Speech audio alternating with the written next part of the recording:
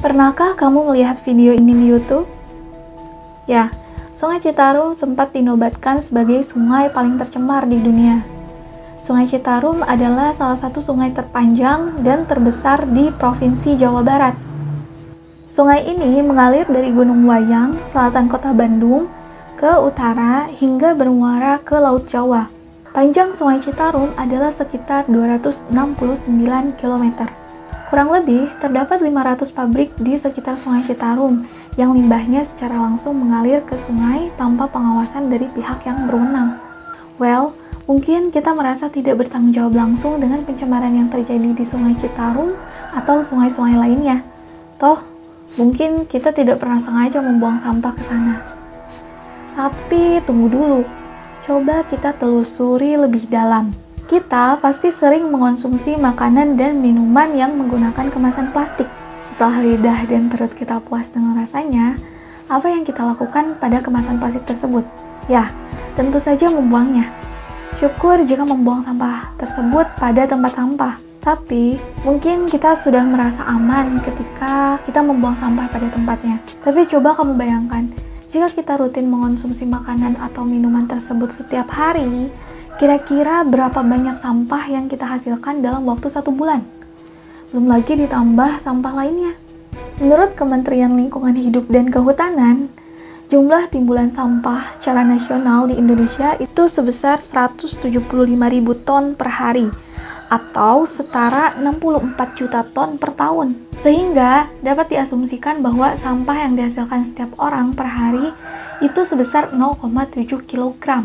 Kita selalu merasa aman ketika sampah sudah diangkut oleh petugas kebersihan. Namun, pernahkah terbersit di benakmu kemana berakhirnya sampah-sampah yang dibuang itu? Ya, sampah-sampah itu nantinya akan ditampung di tempat pembuangan akhir. Namun, tidak semua sampah dapat tertangani, apalagi sampah plastik.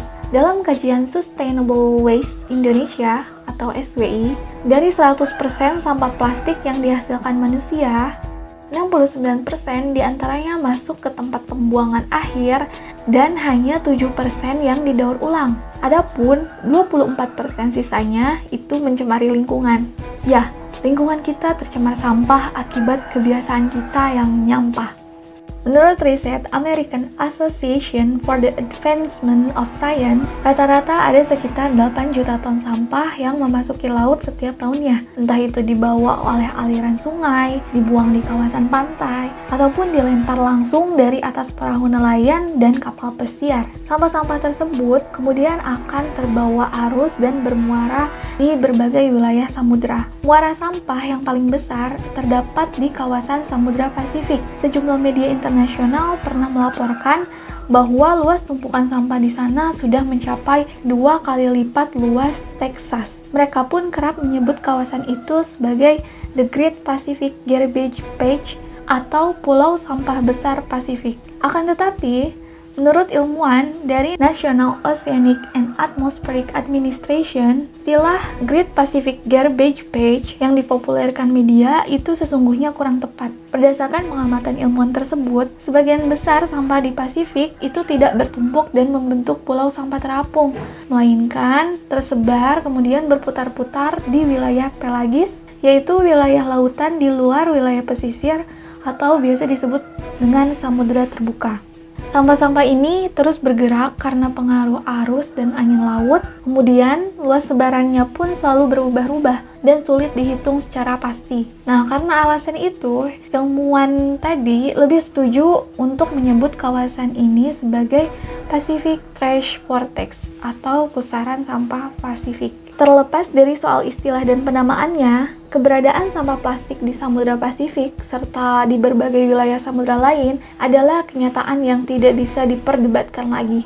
Akibat dari keberadaan sampah plastik di samudra tersebut, organisme yang hidup di sana mengonsumsi sampah plastik. Kemudian lihatlah, ini mungkin berasal dari sedotan yang kita pakai beberapa waktu lalu. Sampah yang kita anggap tidak berharga dan tidak akan menimbulkan dampak apapun, ternyata dapat mengancam kehidupan banyak jiwa. Dan dampak negatif dari sampah plastik ini bukan cuma dialami oleh ikan dan organisme lain yang hidup di laut, Belakangan ini, sampah di laut juga diketahui menjadi ancaman serius bagi pencernaan manusia. Selama berada di laut, sampah plastik terurai oleh sinar matahari hingga berubah menjadi serpihan-serpihan yang disebut mikroplastik. Plastik berukuran super kecil itu lalu dimakan ikan kecil, kemudian ikan kecil dimakan ikan besar, dan ikan besar dimakan oleh manusia. Dengan demikian, mikroplastik yang tadinya mengambang di laut lepas pun bisa berpindah ke tubuh manusia, kemudian terakumulasi menjadi racun dan berpotensi menimbulkan gangguan kesehatan dalam jangka panjang. Selain itu, sampah plastik juga memicu terjadinya perubahan iklim yang disebabkan oleh tingginya jumlah emisi gas karbon sehingga menimbulkan berbagai dampak negatif terhadap bumi kita. Tapi bagaimana caranya sampah plastik dapat menimbulkan perubahan iklim? Nah, plastik terbuat dari minyak bumi dengan cara mengubah komponen minyak bumi menjadi monomer digunakan cara pembakaran. Nah, dari cara tersebut inilah banyak gas rumah kaca yang diemisikan ke atmosfer. Begitupun pada tahap pembuangan sampah plastik di tempat pembuangan akhir atau TPA. Karena plastik ini kan tidak dapat diurai secara alami oleh bakteri dalam tanah dengan waktu yang singkat. Nah, biasanya plastik tersebut didaur ulang atau dibakar menggunakan insinerator. Padahal pengolahan sampah plastik dengan cara dibakar itu malah menambah emisi gas rumah kaca di atmosfer bumi. Masalah sebesar ini tentu tidak bisa diselesaikan dengan cara-cara yang sederhana. Kita memang tidak mampu membersihkan seluruh lautan dunia. Mungkin kita juga tidak akan pernah bisa menghentikan aliran sampah darat yang masuk ke samudra. Kita pun tidak bisa mengontrol seluruh gas rumah kaca yang ada di atmosfer sana. Tapi setidaknya kita bisa memperbaiki gaya hidup kita dengan mengurangi produksi sampah pribadi. Jadi, mari mulailah perubahan dari diri sendiri.